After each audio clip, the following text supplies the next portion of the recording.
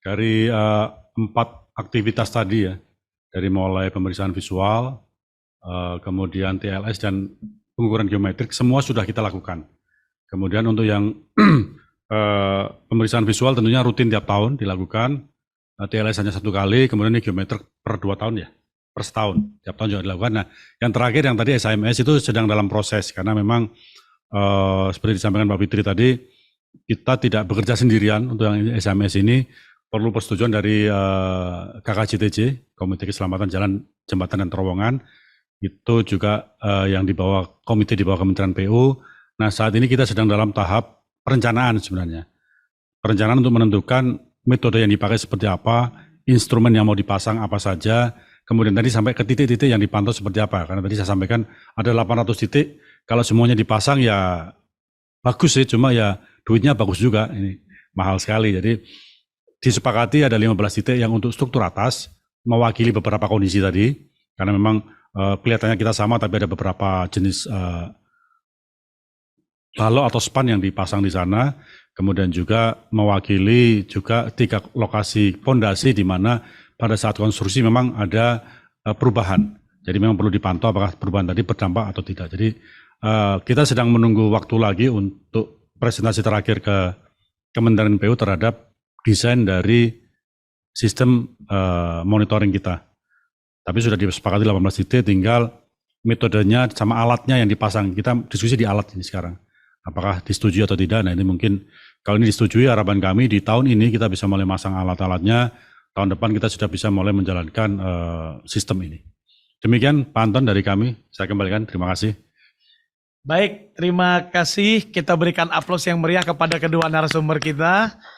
Baik, terima kasih Pak Hari. Ini belum kita mulai sudah ada yang Raisen nih Pak Hari nih. Mungkin kita masuk dulu ke yang Raisen. Tadi ada yang Raisen dari KSO, MSJ, dari Mas Misbahul Fikri. Mungkin langsung aja Pak kita masuk ke sesi Q&A ya Pak Hari ya. Oke, baik, silakan mungkin off. Mungkin Pak Misbahul Fikri tadi sudah Raisen.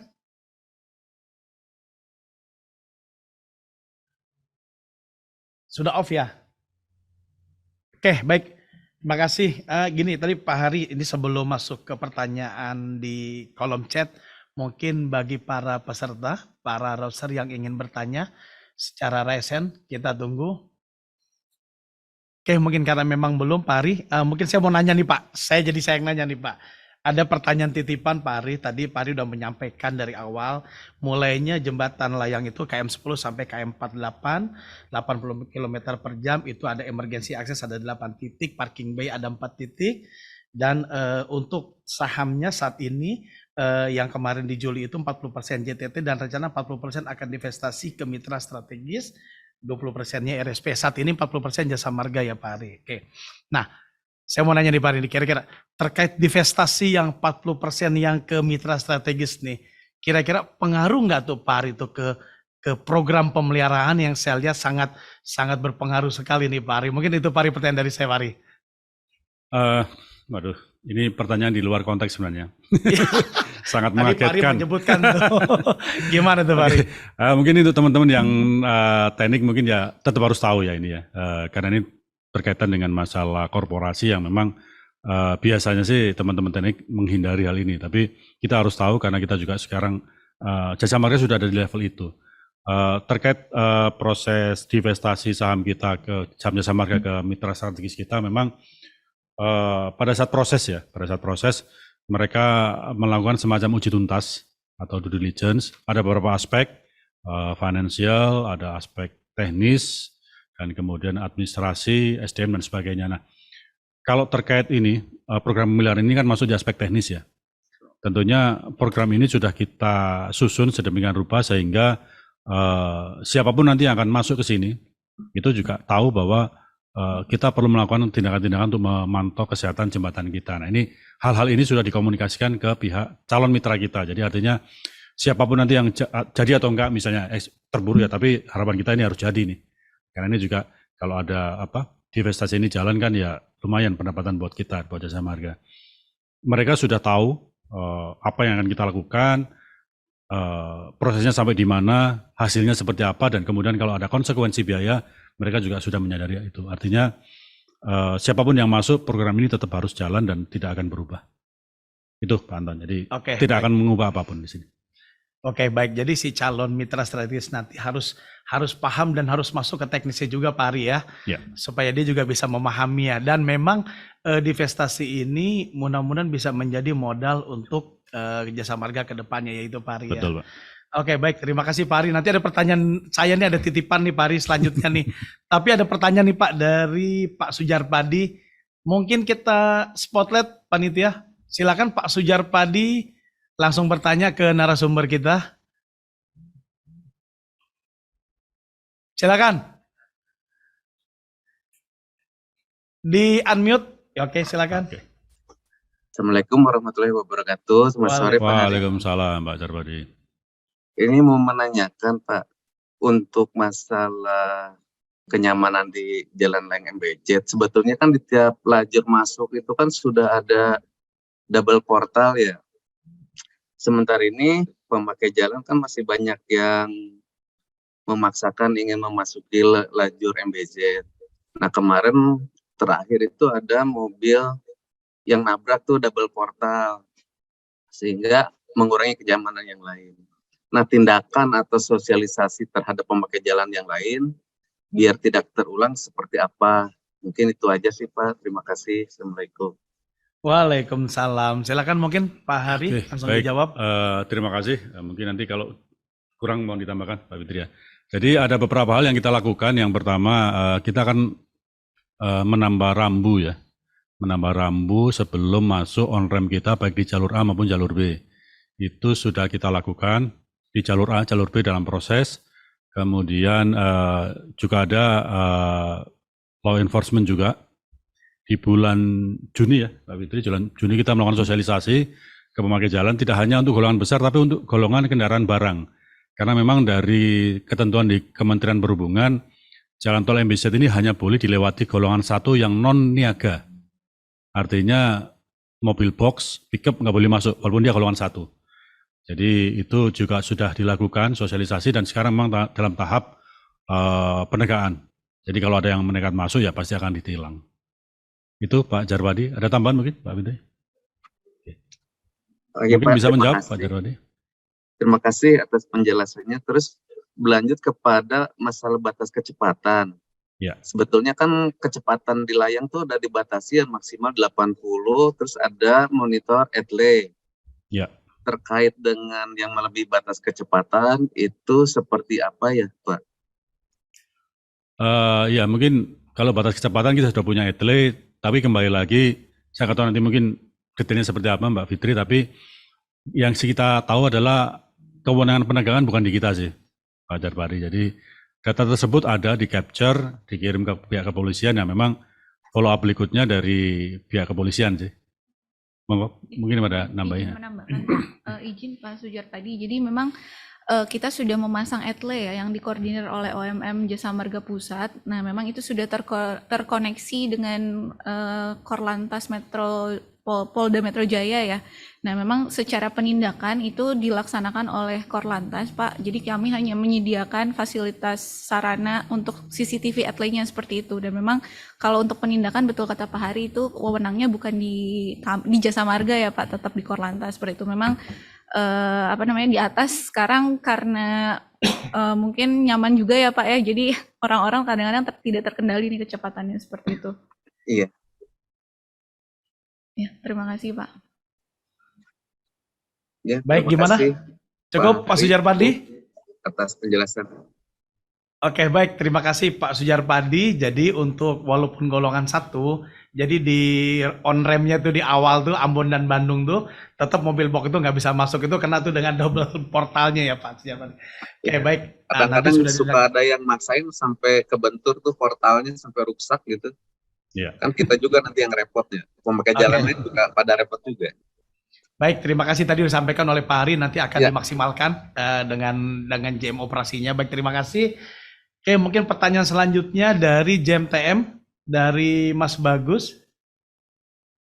Silakan di spotlight panitia. Silakan Mas Bagus untuk bertanya langsung. Oke, Mati mungkin kita bacakan aja. Jadi bertanya berkaitan dengan penggunaan. Oh, nyala. Silakan, Pak Bagus. Pak Bagus Putra, silakan di unmute. Oke. Siap, tes. Mohon maaf ini. Sebenarnya mungkin saya bertanya Pak Hari sama Bu Fitri terkait dengan SIMS ini, Pak.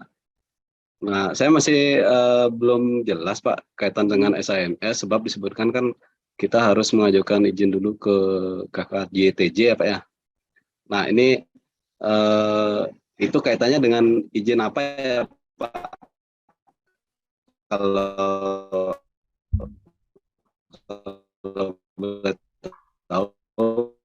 Kemudian yang kedua kaitan dengan itu, apakah secara berkesinambungan nanti setelah ke KJTJ gitu, atau apakah kita harus laporan secara rutin atau seperti apa? Mungkin itu Pak pertanyaan saya, terima kasih. Oke.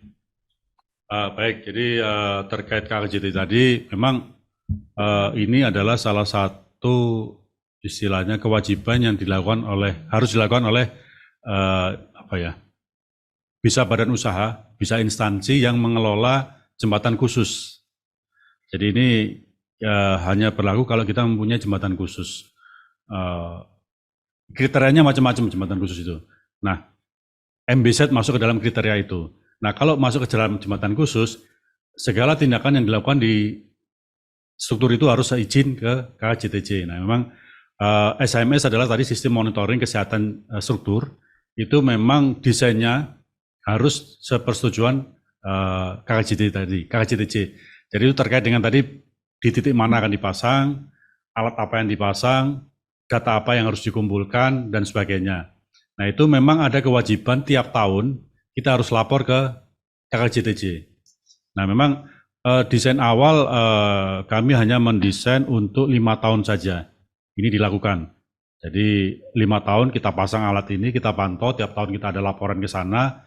Ya moga-moga nggak ada apapun di situ, jadi kita hanya monitoring saja. Tapi kemarin ke arahan terakhir, kami harus memonitoring MBZ ini selama 10 tahun ke depan. Artinya dalam waktu 10 tahun, alat tetap harus terpasang. Tiap tahun kita harus ngirim laporan ke KKJTJ untuk dimonitor di sana. Kalaupun memang misalnya harus ada tindakan khusus, itu pun kami harus seizin dari KKJTJ. Jadi itu memang istilahnya mandatori ya, kewajiban yang harus kita lakukan karena kita mengelola jembatan khusus. Jadi dari tadi desainnya itu tadi berapa alat yang dipasang, di mana saja, data apa yang dikumpulkan, alat apa saja yang dipasang, kemudian report atau pelaporannya seperti apa, tiap tahun harus diserahkan ke mereka, termasuk data mentahnya. Jadi data mentah atau data lognya itu juga diminta oleh KKJTJ. Karena mereka punya ahli di sana yang bisa mengevaluasi, menganalisis data mentah tadi, benar nggak evaluasi kita. Kalau nggak benar tentunya kan mereka akan keluar rekomendasi yang lain. Jadi itu Pak, bagus. Jadi kita memang wajib melakukan itu, semua memang kewenangannya ada di sana. Mungkin ada yang bisa ditambahkan? Iya, izin Pak. Mungkin bukan, kalau boleh saya koreksi ya Pak, mungkin bukan izin ya Pak, lebih ke persetujuannya. Tadi memang sudah disampaikan oleh Pak Hari bahwa kayak data sensor apa saja yang harus dipasang, kemudian outputnya seperti apa, batasan thresholdnya yang menunjukkan kalau dia tidak baik-baik saja tuh batasnya seperti apa. Nah itu yang memang kita minta persetujuan dari KKJTJ, termasuk metode perhitungan analisis datanya, seperti itu sih Pak. Dan itu memang menambahkan juga itu yang akan dimonitor juga oleh KKJTJ, jadi secara sistem juga akan termonitor langsung oleh KKJTJ Pak. Jadi selain kita juga ada data semacam monitor sendiri ya Pak, nanti juga sistemnya akan dimonitor langsung oleh KKJTJ seperti itu. Memang ada presidensinya seperti di Petarani itu Pak sudah dipasang ya untuk SIMS itu, dan memang di Makassar kan mereka jalan tol di Makassar ya, di Makassar mereka dipasang, dan di KKJTJ-nya juga dia bisa monitor di Jakarta, seperti itu sih Pak, mohon izin. Ya, mungkin itu Pak Bagus.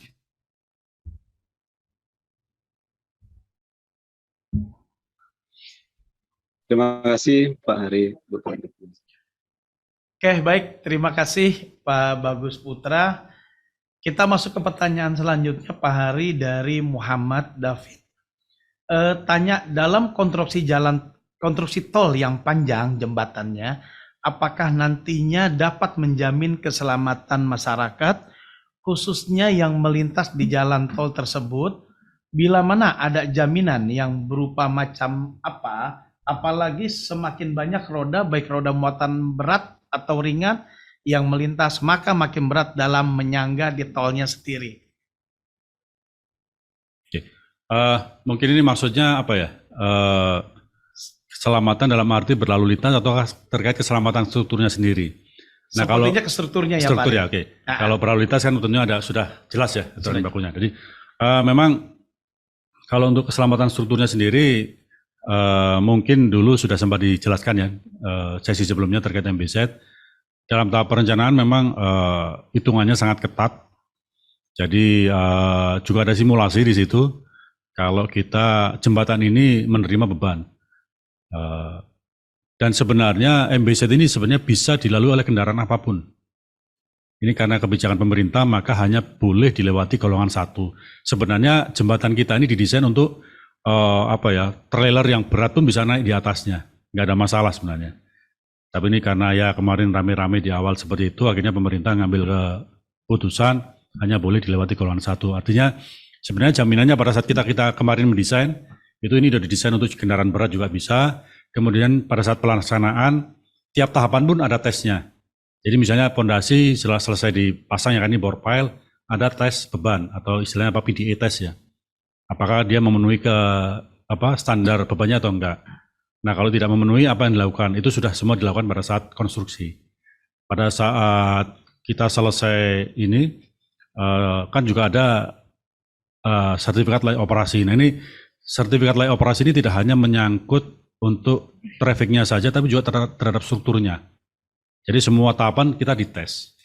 Artinya dengan tes-tes itu, dengan sertifikat-sertifikat itu, harapannya itu bisa menjadi jaminan buat pengguna jalan tol bahwa jalan tol kita ini aman untuk dilewati siapapun sebenarnya. Ada tambahan? Cukup, Pak. Ya, mungkin itu Mas Muhammad David. Oke, baik. Terima kasih Mas Muhammad David. Mungkin pertanyaan selanjutnya, silakan kita Kayaknya tunggu ada satu di atas ya Pak Iman. Oh, Pak Catur ya. Tadi Pak Catur sebenarnya sudah disampaikan oleh Bu Fitri, tapi nggak apa-apa mungkin. Mungkin Pak Catur. Oke, saya baca saja nih mungkin dari Pak Catur sudah offline. Pertanyaan ini Pak Hari, selamat siang Pak Dom, izin bertanya. Berkaitan dengan jembatan tol MBZ adalah jembatan tol terpanjang di Indonesia. Adakah sistem early warning di jembatan MBZ terhadap bahasan angin dan atau gempa bumi agar mengantisipasi adanya korban jiwa saat menikmati pelayanan jalan tol tersebut? Dan bagaimana sistem kerja early warning dan bagaimana SOP maintenance sistem EW tersebut agar selalu bekerja dengan baik? Salam sehat selalu. Oke. Mungkin mohon izin Mbak Fitri yang jawab boleh ya, Pak Anton? Ya silakan. Bagian operasi ya Pak Hari ya. Iya, Biar lebih detail penjelasannya. izin Pak mau menjawab, mungkin nanti kalau koreksi atau ada tambahan ya Pak Hari. Jadi untuk jika ada hembasan angin atau gempa bumi ya, nah sebenarnya untuk hembasan atau gempa bumi untuk jalan tolnya MBZ ini sudah didesain untuk gempa 1000 tahun Pak. Jadi memang secara struktur harusnya sudah bisa mewakili untuk gempa yang berukuran besar ya seperti itu. Dan termasuk juga hempasan angin ya.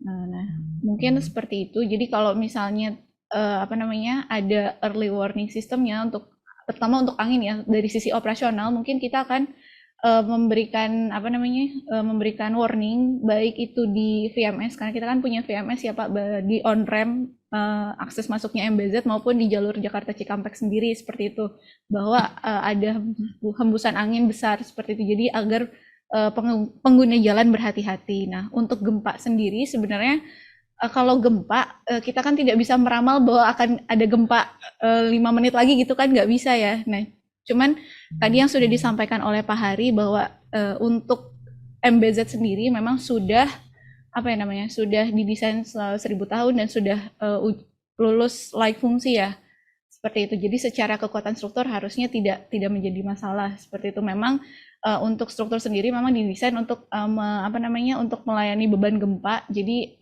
tidak akan didesain secara tidak langsung runtuh seperti itu, Pak. Mungkin ada koreksi atau tambahan, Pak Hari? Cukup. Seperti itu. Oke, baik. Terima Pak Catur. kasih Mbak Fitri, Pak Hari. Jadi nggak usah khawatir, Pak Catur. Jadi untuk kayak hembusan angin segala macam di sana sudah disiapkan VMS ya, Mbak Fitri ya. Dan terkait gempa, struktur jembatan di sana sudah berhitung terkait dengan gempa. Oke, mungkin selanjutnya dari Bu Neneng. Bu Neneng Fatihah udah resen. Silakan mungkin ingin bertanya. Oh, Pak Rudi. Oke, Pak Rudi dulu silakan. Selamat siang Pak Rudi.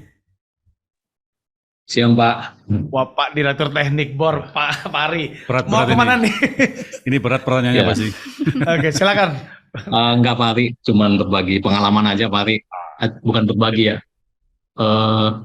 Menggali pengalaman dari Pak Hari sama Bu Fitri ini. Jadi di kami kan juga ada rencana Pak Ari mau masang SMS. Cuman memang saya secara pribadi belum pernah melihat bentuk atau hasil report dari monitoringnya gitu. Baik secara live di monitornya maupun secara tertulisnya Pak Ari sama Bu Fitri. Nah, pertanyaan saya, kira-kira dengan di MBZ apakah sudah ada alat yang dipasang atau belum, atau mungkin dari teman-teman sudah pernah lihat di mana gitu pemasangan dari alat SMS ini, dan apakah memang kita bisa memonitor jembatan itu seperti yang diklaimkan lah kurang lebih gitu. Mungkin itu aja Pak Ari. Oke, baik Pak Rudi. Jadi sebenarnya jujur sampai sekarang pun tadi saya sampaikan kita masih dalam tahap perencanaan. Artinya barangnya pun kita belum ada, Pak. Output reportnya seperti apa? Karena sebenarnya sih filosofi SMS ini sebenarnya itu adalah untuk struktur yang sudah punya usia yang cukup panjang. Jadi sebenarnya untuk struktur baru harusnya tidak perlu diberikan SMS, dipasang SMS. Jadi kalau dari pengalaman-pengalaman di luar negeri, di beberapa negara, justru sistem ini dipasang untuk struktur yang sudah memang tua. Ya. Karena memang yakin bahwa pada saat bangun sudah benar, desain juga sudah benar, jadi pada saat dia beroperasi untuk usia masa layan yang direncanakan mungkin 50 tahun itu tidak ada SMS ini. Nah memang khusus di Indonesia karena memang ya pemerintah mungkin punya perhatian khusus ya ke keamanan struktur kita. Nah yang sudah ada sebenarnya tadi disampaikan Bu Fitri adalah di Petarani Makassar.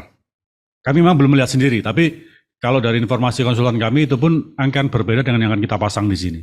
Jadi di sana lebih sederhana karena memang jembatannya cuma 2,5 kilo kalau nggak salah, dan itu alatnya di pasar lebih sederhana. Kalau sebagai gambaran sih nanti instrumennya salah satunya mungkin seperti inclinometer ada, karena itu kan akan melihat naik turunnya struktur. Nah untuk aplikasinya sendiri saya belum pernah lihat. Jadi karena tadi kami pun belum pernah berkunjung ke Petarani sebenarnya. Jadi kami kalau ini sudah selesai desainnya, tadi kan lebih ke masalah di mana dia harus dipasang, alat apa yang dipasang, karena tiap apa ya, kalau dari yang kami tangkap dari KKJTJ itu tiap struktur itu beda-beda pemantauannya. Mereka akan melihat apakah dia struktur beton, ataukah baja, ataukah komposit dan sebagainya, itu perlakuannya beda-beda. Jenis pondasi pun juga menentukan. Maka memang kalau ini jadi pun katakanlah nanti di bawah dirut pasang, di mana Semarang Solo mungkin juga akan pasang, di Bali Mandara juga akan pasang, bisa jadi akan tidak sama. Tapi memang jujur sampai sekarang saya pun belum melihat, teman-teman pun juga belum melihat yang di Petaran itu seperti apa. Itu Pak Rudi. Ada tambahan gitu. Mungkin perlu benchmarking, Pak. Ya memang kita kalau desain kita sudah disepakati, disetujui oleh KKJTJ, mungkin kita juga perlu datang ke Petarani mungkin ya, untuk melihat di sana seperti apa. Bisa bareng-bareng Pak Rudi, tenang aja Pak. Ya saya ngikut Pak, karena harganya cukup mahal ya Pak Ari. Setelah saya dapat proposalnya itu, mahal sekali sedikit. Ya lumayan memang. Tapi sebenarnya kalau itu mandatori Pak Rudi, kami juga sedang berjuang untuk ini jadi tambah lingkup. Karena juga biayanya tadi kami mendesain 5 tahun, ternyata KKJTJ minta 10 tahun, nah itu kan juga lumayan biayanya ya. Itu yang kita akan mintakan juga. tambah link up kepada BPJT sebenarnya. Dan sinyalnya memang bisa sih Pak, bisa. Ya, iya Pak, iya Pak. Ya, makasih Pak Ari, Bu Ya, Fitri. Pak. Oke, baik, terima kasih Pak Rudi. Selanjutnya Bu Neneng, kami persilakan.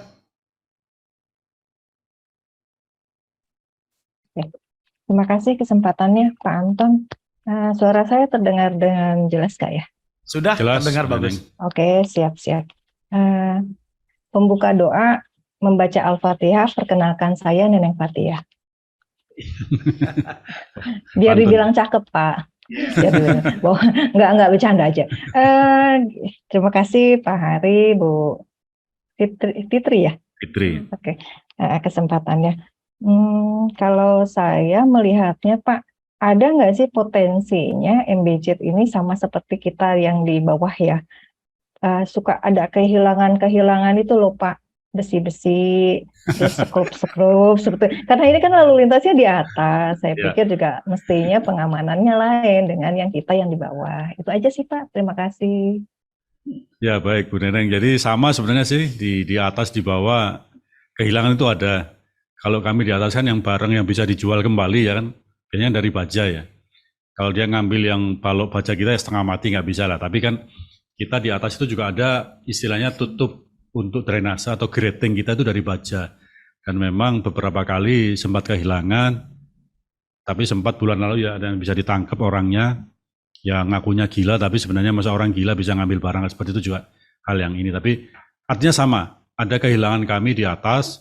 Nah memang sekarang disiasati dengan grating tersebut dilas supaya tidak bisa diambil. Tapi memang ini jadi fungsinya berubah karena sebenarnya grating itu penutup saluran. Kalau ada yang buntu dia bisa diangkat, dibersihkan. Tapi karena untuk mensiasati kehilangan tadi akhirnya dilas. Kemudian juga kabel ya lumayan banyak yang hilang, ratusan meter kabel PJU. Karena spesifikasi kabel kita berbeda dengan yang di lainnya. Karena yang lainnya tembaga ya, Mbak Fitri, kita pakai yang kuningan. Itu jauh lebih mahal. Artinya ya ratusan meter lah. Tapi untungnya buat kita itu masih tanggungan kontraktor. Jadi kontraktor sekarang mengganti. Jadi sebenarnya sama, Bu Neneng. Kehilangan itu ada. Kalau di bawah mungkin yang bisa dicolong lebih banyak, di atas sedikit sih. Tapi sama-sama bisa hilangnya itu. Izin Pak. menambahkan Ya Pak Hari. silakan. Ada tambahan dari Mbak boleh. Fitri? Sebenarnya Siap. ini sudah menjadi konsumsi Bu. Jadi selain yang di atas, aset kita kan ada yang di bawah juga ya Bu izin. Jadi di bawah tuh ada pipa, ada tadi kabel. Nah itu memang yang jadi langganan hilang seperti itu sih Bu.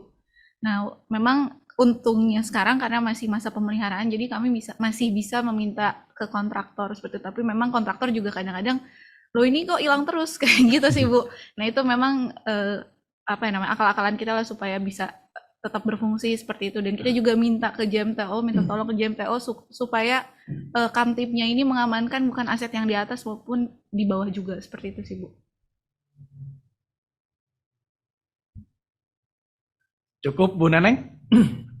Cukup menjawab apapun, tidak ada yang untung rupanya. Jadi di atas maupun di bawah tetap hilang seperti itu ya. Yang utama tadi disampaikan oleh Bu Fitri bagaimana mungkin dari unit kamtipnya untuk lebih berperan lagi untuk bisa berpatroli menjaga aset-aset. Dan untungnya ada untungnya nih Bu, karena memang masih masa. Kalau udah nggak masa, nah itu. Oke, baik, terima kasih Bu Neneng. Kita masuk Pak ke pertanyaan selanjutnya di kolom chatroom sudah ada. Ini sebenarnya pertanyaan karena memang dampak dari ketika saat kereta cepat nanti beroperasi. Dan ini pertanyaannya juga memang mengenai hempasan angin kereta cepat itu. Apa pengaruh Pak dengan dengan kendaraan yang lewat di jembatan MBZ itu Pak Ari? Oke, baik, terima kasih Pak Anton untuk Pak Imam ya. Ya Pak Imam. kebetulan saya dulu sempat bertugas di kereta cepat. Mungkin kalau melihat bentuknya ya, kereta cepat kan seperti peluru ya. Sebenarnya itu terkait dengan aerodinamika. Jadi artinya kalau dia lewat dengan kecepatan yang ditentukan, ya mungkin 300 km per jam atau 400, itu dengan bentuk seperti itu, seperti peluru tersebut, efek hempasan angin ke kiri kanan tidak terlalu besar. Makanya kan pada saat kita mendesain ini, kereta cepat, berbarengan dengan desain MBZ, itu mereka juga melihat ruang bebas yang ada di kiri kanan koridor kereta cepat. Artinya jangan sampai kalau kereta ini lewat, hempasan anginnya sampai berdampak ke jalan tol kita. Jadi untuk kondisi sekarang ini aman sebenarnya. Jadi kalau nanti kereta cepat lewat, tidak ada efek yang signifikan ke jalan tol kita. Dan sebenarnya juga mungkin dulu di berita-berita disampaikan bahwa kecepatan kereta cepat ini sampai 350. Yang terakhir saya dengar nggak sampai segitu, Pak. Karena memang bukan karena kualitas trek dari kereta kita, tapi jarak antar stasiunnya terlalu dekat. Kalau kita sampai menggunakan kereta yang kecepatan 350 km per jam, rasanya tidak mungkin karena itu bisa dilakukan pada saat sudah berjarak, saya lupa berapa kilometer, dia bisa mencapai top speed itu, kemudian pada saat dia mau nyampe ke stasiun berikutnya kan pengereman dilakukan jauh sekian kilo sebelumnya. Nah itu yang saya dengar kereta nanti yang terpasang di sini yang sudah datang ya, kalau salah proses datang satu rangkaian itu di bawah 200 km per jam. Karena memang tadi jarak antar stasiun dari Halim ke Karawang itu untuk meraih kecepatan 300 itu kayaknya nggak cukup. Jadi agak berbeda dengan desain awal. Kecuali dulu kalau misalnya tidak ada stasiun di tengah-tengah, jadi dari Halim langsung ke Gede Bage di Bandung, itu bisa pakai yang kecepatan 300. Jadi dengan desain awal 300, tentunya tadi efek hempasan angin lebih gede, tapi dengan datang kereta yang lebih kecepatannya lebih kecil, ya tentunya juga akan lebih kecil juga. Tapi artinya mau yang 300, mau 200, jarak yang ada sekarang itu aman, tidak berpengaruh pada jalan tol kita. Demikian Pak Anton. Oke, baik. Terima kasih. Pertanyaannya Pak Imam, tadi sudah jelas disampaikan oleh Pak Hari, jadi aman ketika memang sudah beroperasi kereta cepat yang mungkin desain awalnya 300 km, 350 km per jam jadi 250 karena memang jarak antar stasiunnya. Di mana memang untuk jarak untuk pengeremannya ya Pak Hari ya. Dan oke, baik, terima kasih Pak Imam. Selanjutnya datang dari Bu Tita. Mungkin mau dibantu, silakan Bu Tita ingin langsung interaktif dengan narasumber kita. Kami persilakan.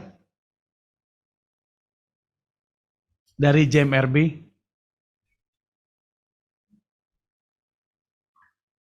Oke, off kamera ya. Oke, baik, mungkin dibacakan saja nih Pak Ari. Pertanyaan dari Bu Tita, Pak Ari dan Ibu Nur izin bertanya. Yang pertama, pemeriksaan atau pemantauan jembatan ini dilakukan sendiri atau pihak internal Jasa Marga atau dilakukan bersama dengan konsultan khusus pengecekan? Itu pertanyaan pertama.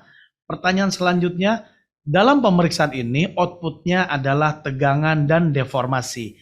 Apakah output ini juga akan mengetahui hasil dari mutu beton dan tulangan? Pertanyaan ketiga, output dari USG jembatan tadi tujuannya apakah hanya untuk mengetahui pemodelan dari jembatan itu sendiri? Terima kasih. Mungkin silakan Pak Ari. Baik, mungkin nanti ganti dengan Mbak Fitri ya. Jadi yang pertama terkait pemantauan tadi kita tentunya nggak sendiri karena kita tidak punya kompetensinya. Kita dibantu konsultan nanti dan juga dibantu oleh JMTM. Karena kan memang kita sudah punya kontrak payung dengan JMTM bahwa seluruh proses pemeliharaan atau aktivitas pemeliharaan itu dikerjakan oleh JMTM. Nah, SHMS ini adalah bagian dari pemeliharaan, makanya juga masuk ke JMTM. Dan sama tadi nanti JMTM juga tidak akan bekerja sendirian, akan ada konsultan pendampingnya. Dan juga ada pendampingan juga tadi dari KKJTJ. Jadi memang lebih komprehensif ya. Kami dibantu konsultan, dipantau juga oleh KKJTJ. Dan juga tentunya aktivitas di lapangan dilakukan oleh JMTM. Dan juga alatnya ini kami tidak beli, jadi sebenarnya konsepnya kita membeli jasa pemantauannya. Jadi jasa sistemnya lah yang kita beli, kita bayar. Jadi bukan pasang alatnya karena tadi kita tidak punya kompetensi di situ. Nah kemudian nanti mungkin kalau outputnya saya kira nggak sampai ke sana ya, tidak sampai ke mutu beton dan tulangan, hanya kita mengetahui defleksinya seperti apa yang terjadi, apakah dia melebihi batas ambang atau enggak, deformasi juga apakah dia melampaui atau enggak, mungkin sampai di situ saja karena yang dipantau adalah gerakannya, bukan kualitas atau mutu dari material yang kita pakai. Karena itu sudah selesai di awal pada saat konstruksi. Nah untuk outputnya tadi memang lebih kepada pergerakan strukturnya Bu Tita, jadi tidak untuk memodelkan tapi hanya memantau. Karena pemodelannya sudah dilakukan di saat didesain ya, sama konstruksi sudah ada pemodelannya, tapi kita hanya ingin memantau jembatan kita ini bergerak atau enggak. Bisa satu titik pantau yang dulu koordinasinya X, Y, Z, mungkin pada saat diukur lagi apakah tetap X, Y, Z atau X aksen, Y aksen, Z aksen, itu aja. Ada tambahan mungkin dari Mbak Fitri? Iya, mungkin izin Pak mau menambahkan terkait yang output ini juga akan menghasilkan mutu beton atau tulangan. Betul kata Pak Hari, tidak sedetail itu ya Bu ya. Jadi memang SHMS ini menilainya secara struktur keseluruhan Bu. Jadi tegangan untuk misalnya elemen kolom itu tegangannya berapa, deformasinya berapa, seperti itu. Tidak langsung ke detail kolomnya betonnya berapa atau tulangannya berapa. Kalau misalnya memang ada indikasi ke sana, nah mungkin akan ada tes lanjutan yang lebih spesifik ya, seperti hammer test atau ultrasonic seperti itu Pak. Mohon izin. Nah kemudian mungkin itu aja Pak, cukup tambah saya. Ya, itu Pak Anton. Oke, baik, terima kasih Bu Tita, Pak Hari dan Bu Fitri yang sempat menambahkan ya Bu Fitri. Oke, makasih.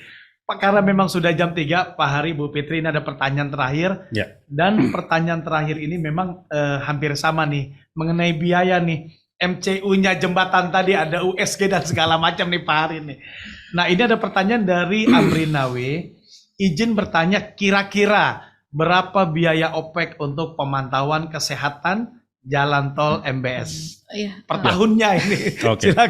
Silakan Mbak Fitri yang pegang anggarannya soalnya. Mungkin yang jawab Mbak Fitri. Izin Bu Amrina, izin menjawab. Jadi memang kita sudah menganggarkan di tahun depan di 2023 itu sekitar 20 miliar ya untuk 15 titik struktur atas dan 3 titik struktur bawah seperti itu. Dan itu sistemnya OPEX ya Pak, karena istilahnya membayar jasa monitoring kepada rencananya oleh JMTM seperti itu Pak.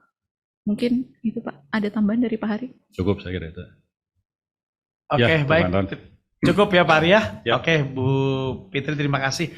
Pak, ada pertanyaan terakhir nih Pak dari Daniel dari Manado Bitung. Ya, untuk SHMS ini fungsinya untuk mendeteksi kekurangan yang akan terjadi ke depannya.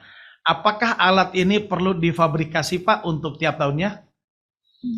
Oke, jadi mungkin ini konsepnya nggak seperti itu, jadi ini bukan alat sebenarnya ya. Alatnya itu sebenarnya alat sederhana Pak. Jadi kalau kita tahu untuk memonitor pergerakan struktur, kita pakai inclinometer, alat kecil dipasang gitu. Kemudian ya hal seperti itulah. Jadi tidak perlu fabrikasi yang rumit sebenarnya. Jadi ini lebih kepada sistem pemantauannya. Data-data yang didapat dari alat tadi itu sebenarnya istilahnya digitalisasikan. Diambil dari alat itu, masuk ke komputer, diolah, jadi data akan muncul apakah titik ini bergerak atau tidak. Jadi seperti itu. Jadi bukan alat besar yang ditaruh di jembatan untuk memantau jembatannya dari waktu ke waktu, bukan sih. Alat sederhana saja sih. Hanya memang yang rumit adalah sistemnya. Jadi alatnya tidak rumit sebenarnya. Jadi tidak perlu ada fabrikasi tiap tahun, tapi alat tadi dipasang katakanlah, ya kalau misalnya 5 tahun ya syukur-syukur bisa bertahan 5 tahun, itu kalau tidak hilang. Nah kalau hilang yang tentunya harus diganti lagi. Nah ini yang tantangannya sebenarnya di situ sih. Kalau di negara kita itu sih, kalau di negara lain mungkin pasang alat 1 sampai rusak pun mungkin akan tetap di situ, tapi kita kan pasang alat 1 mungkin besok atau lusa bisa saja hilang. Jadi bukan sesuatu struktur yang alat yang rumit, bukan. Oke, ya. Baik, terima kasih Pak Ari. Ini pertanyaan terakhir tadi sudah disampaikan. Tapi ternyata ada muncul satu nih Pak. Ingin Pak, nggak apa-apa Pak ya, izin ya. Silakan, Pak. Jadi pertanyaan dari Andrew nih Pak. Bagaimana cara penentuan threshold untuk tiap sensor? Apakah visibility sensor untuk deteksi asap juga dipasang untuk mencegah kejadian seperti baru-baru ini? Mungkin yang penjagaan itu Pak. Silakan Pak. Oke, jadi kalau terkait SHMS sebenarnya dia tidak memantau secara visual ya, tidak. Jadi kalau tadi disampaikan untuk memantau asap ya kita tetap pasang kamera. Di kita sudah ada kamera per 500 meter gitu. Jadi memang pemantauan secara visual di pusat kontrol kita. Jadi SHMS tidak dipasang tujuannya untuk memantau kondisi visual di luar, enggak. Hanya memantau titik itu bergerak atau tidak. Itu aja sih. Ada tambahan mungkin dari Mbak Fitri? Ya, cukup Pak, sudah cukup. Oke, cukup baik. Terima kasih. Mungkin kita sudahi Pak untuk sesi Q&A Ya. dan pertanyaan terakhir Pak dari MC. Ini titipan soalnya nih Pak Hari nih. Biasanya Nah berat ini nih. ya, ini beberapa saat yang lalu kan ada kunjungan Pak, kunjungan dari Kementerian PU ke Jakarta Cikampek ya Pak ya, ke JJS dan informasinya mampir ya Pak ya berkunjung Ya. ke JJS ini Pak. Nah pertanyaannya akhirnya, ini dampak beautifikasi apa nih Pak? Ya kan Pak, ketika memang ada kunjungan dan segala macam pasti kan ada penilaian ya Pak ya. Nah ini dampak beautifikasi terhadap pemeliharaan MBZ-nya tuh seperti apa nih Pak Ari? Ini pertanyaan terakhir nih Pak. Oke, baik. Kalau menyangkut uang memang berat nih. Ya. Jadi memang kan ada perintah semua ya. Saya kira teman-teman APJT lain juga menerima perintah itu bahwa kita diminta untuk istilahnya peningkatan kualitas jalan tol yang ujungnya sebenarnya beautifikasi ya. Ada beberapa hal yang harus dilakukan seperti pengecatan median konkrit barrier atau parapet, kemudian pembuatan taman, signage dan sebagainya. Nah, kemudian juga ada perintah juga untuk mengecat balok atau girder dari jembatan. Memang untuk teman-teman yang tidak struktur jembatannya nggak panjang mungkin tidak akan menjadi masalah. Biaya untuk ngecat beton tadi, median konkrit barrier juga sebenarnya tidak terlalu mahal. Ya untuk kita secara korporasi itu sebenarnya gampang sih, kantong kiri, kantong kanan, karena yang kerja teman-teman JMTM juga gitu loh. Nah, di kami ini dampaknya sebenarnya luar biasa dari sisi biaya, karena yang kami cat sebenarnya adalah baja yang sudah digalvanis. Nah, sebenarnya baja yang sudah digalvanis ini bisa bertahan sampai berapa? 25 tahun ke depan ya, Pak Fitri ya. Itu kalau untuk sekarang ngapain lagi dicat gitu. Nah, kita sudah bisa bertahan sampai 25 tahun ke depan. Nanti di tahun ke-24 atau ke tahun 20 baru akan dilakukan Evaluasi. perlakuan lagi seperti apa. Nah, ini kan ternyata dari Pak Menteri kita minta supaya MBZ pun juga harus dicat ulang. Nah, memang yang kami cari sekarang adalah jangan sampai metode pengecatan nanti ini juga mengurangi tebal dari galvanis tersebut. Karena kalau tebal galvanisnya berkurang, otomatis masa lindungnya juga akan berkurang. Jadi sebisa mungkin pengecatan galvanis ini akan menambah masa layan dari baja tersebut. Jadi kalau 25 tahun ya harapan kami mungkin nggak nambah sekali, dari hasil diskusi setengah kali. Jadi artinya mungkin bisa jadi 40 tahun ke depan. Nah ini kemarin Pak Menteri berkunjung hari Selasa itu sebenarnya karena kami waktu itu membuat mock up atau model untuk beberapa warna ya, kan metode. Jadi kalau untuk pengecatan beton sudah ada standarnya, warnanya sudah ada suratnya dari Bina Marga. Nah, untuk baja belum ada. Makanya kita menjadi salah satu pelopor lah untuk baja. Kita mau membuat standar warna dan metodenya. Nanti kemudian Pak Menteri kemarin ke lapangan sudah ada keputusan dari beliau dan ya sudah kami record warna mana yang akan dipilih dan metode apa yang dilakukan, dan tentunya tetap saja nanti teman-teman JMTM lah yang melakukan ini di lapangan. Nah, tadi terkait hal lain yang biaya mungkin Mbak Fitri yang lebih tahu berapa biaya kita harus keluarkan untuk mengecat ulang 38 km baja ini. Enggak Mbak Fitri? Kalau untuk biaya sebenarnya lumayan Pak. Kalau menurut saya bisa bangun satu simpang susun lagi sekitar, boleh disebut nih Pak, sekitar 280 miliar Pak untuk SBG-nya saja. Cuman mungkin harapannya sih kita mengeluarkan effort ya untuk mengecat itu, tapi proses penyesuaian tarifnya cepat di ACC gitu Pak dari Menteri, seperti itu. Jadi tadi mungkin nyambung dengan pertanyaan Pak Rudi, biaya yang kita keluarkan juga akan kita klaim ke BPJT. Jadi kita minta kompensasi juga sih.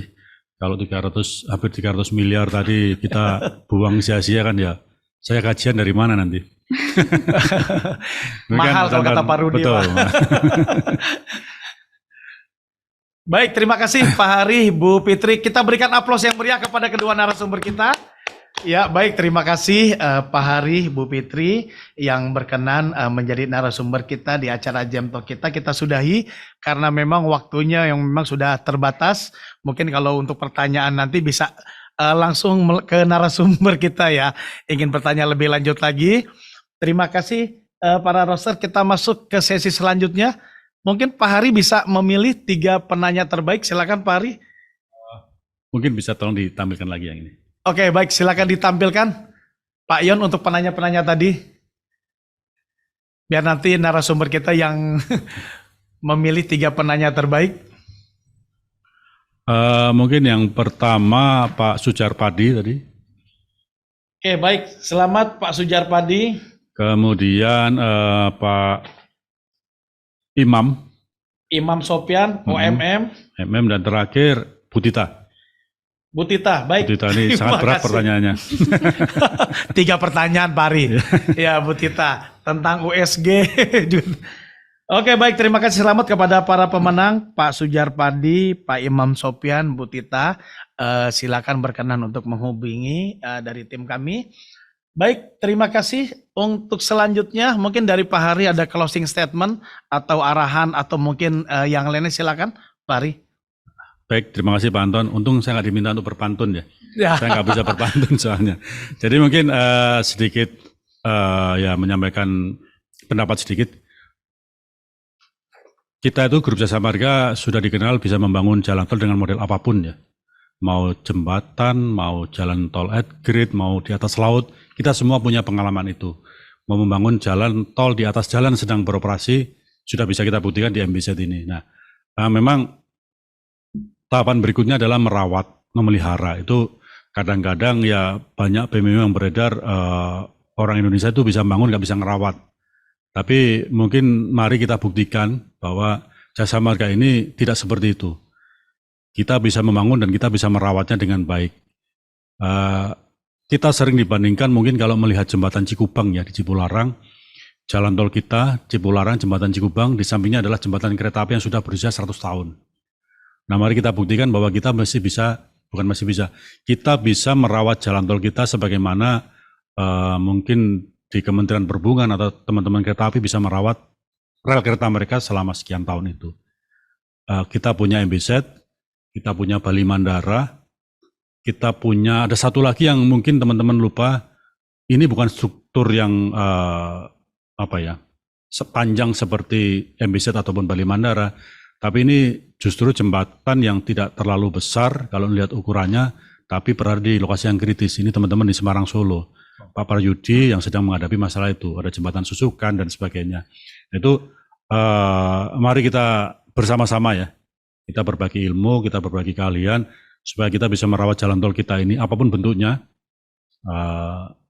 agar apa yang sudah kita bangun ini, yang sudah kita rintis dari awal, baik oleh kita maupun pendahulu kita, itu bisa jadi aset yang sangat berharga, yang bisa istilahnya memberikan tidak hanya pendapatan, tapi juga tinggalan atau seperti sebuah legenda untuk penerus kita, bahwa Jasa Marga ini tidak hanya bisa membangun, tidak hanya bisa ahli mengoperasikan, tapi juga ahli memelihara aset yang tidak murah ini. Mungkin itu, Mas Anton. Oke, Terima baik. kasih. Terima kasih Pak Hari.